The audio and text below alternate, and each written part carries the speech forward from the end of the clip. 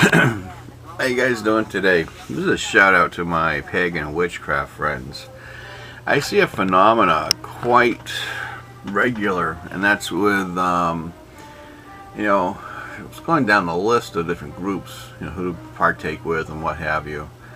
And I keep seeing this from time to time with you guys. And I'm being very open about, you guys. That is, I hear and see things like, well, we're not devil worshippers, or we're not Satanists, or we're not, you almost become the focus of what you're not than what you are. So, then I had a friend of mine who, a while back, had said, oh, witches don't kill animals, we're not like the dirty Santorians. And to me, redirecting a blame or redirecting a focus like that makes you as much of an accomplice as the person's a person focusing on you. That's the problem I see. I do have a remedy. For what it's worth, is my opinion. Perhaps even a solution.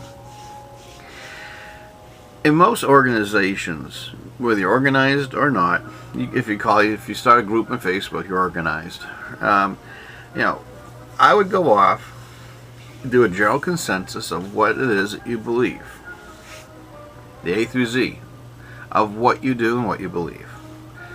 And then you do is you have an FAQ and make one of the top 3 questions to be, are you worshiping a devil or a Satan or a Lucifer, or whatever the case may be. And how you answer it will definitely truly define you and your organization by simply saying, please look at our list of beliefs, and that should answer your question. Now, a lot of people like to be hand-fed or spoon-fed information all the time, but if you make them work for it, then, they have no choice but to look for themselves and see for themselves whether you do or don't. How many times have you actually heard a Satanist say, we're not a witch? Or how many times have you heard a Satanist say, I'm not a pagan? And that's the funny part. You don't hear them say that. You don't hear them saying what we don't believe. And if anything, we even encapsulate different terminology with, I'm a Satanist. And one of the things we say is we embrace the role of the adversary if you are like a Church of Satan member, which is a philosophical organization. So there you have it, And the funny part is, instead of pointing blame around other people or other things, educate the people that might be doing so. In fact, one of the techniques I use is I have people see for themselves their own answer. And if they still persist, then I always tell them, please show me. And then there you have it. Now, if you belong to a particular paradigm, if you belong to a particular witchcraft order or pagan sect, for instance, and you had, your own, in a way, kind of like your own Bible, okay? And someone actually accused you of the devil worship or the satanic thing, why not go off and say, well, where does it say in my particular belief system that I do that? In other words, you have to show them not what their paradigm says, but what your paradigm says. And if they can't answer you, the whole discussion becomes moot at that point.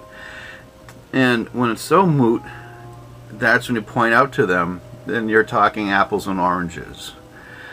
And it kills them right there. And the reason why it kills them, when you're dealing with a dichotomy, right and wrong, good and bad, left and right, light and dark, people are used to having one way or the other. But if you present someone from that particular dichotomy a neutral answer, a neutral point, you can't get out of it. I'll give you a good example of it. I had a lady come up to me while I was waiting in line at the Golden Corral, which is a buffet, and during Veterans Day they give out a free dinner to the veterans. I happen to be a veteran.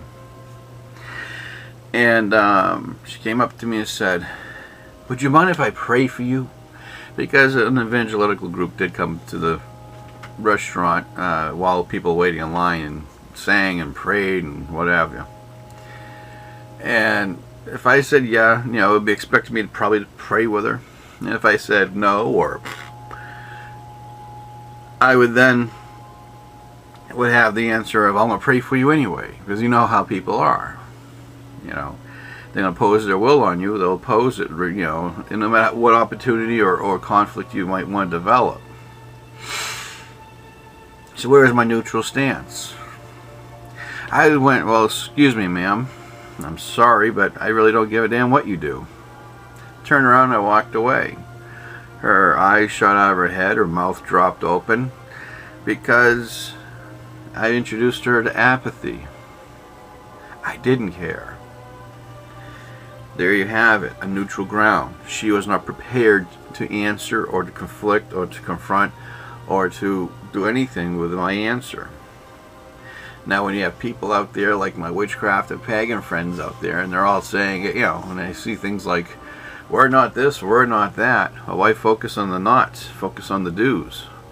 And then when it comes right down to the questions of like a small FAQ, like 10 or 12 FAQs, frequently asked questions, make that your top 3 questions. Are you this? And your answer is, please read our paradigm and see for yourself. The whole point is, and I use 2 words in any debate I have now with a lot of different people, show me. Show me. Why? Because if they point out the finger saying that you're this and that, really, show me. Prove to me, prove to the world around you that I am what you say you are. I will agree with you. And you better make sure you got that kind of nutsack. And then they can go off. But the thing is, the terms are, it has to be from your paradigm. And of course, they don't know your paradigm. They don't know what you're about. They might use their belief system, but that's when you get them at the moot section, the neutral zone.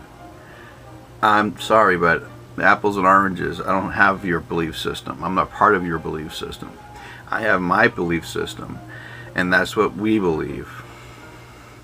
There you have it. In fact, we don't recognize Christianity at all.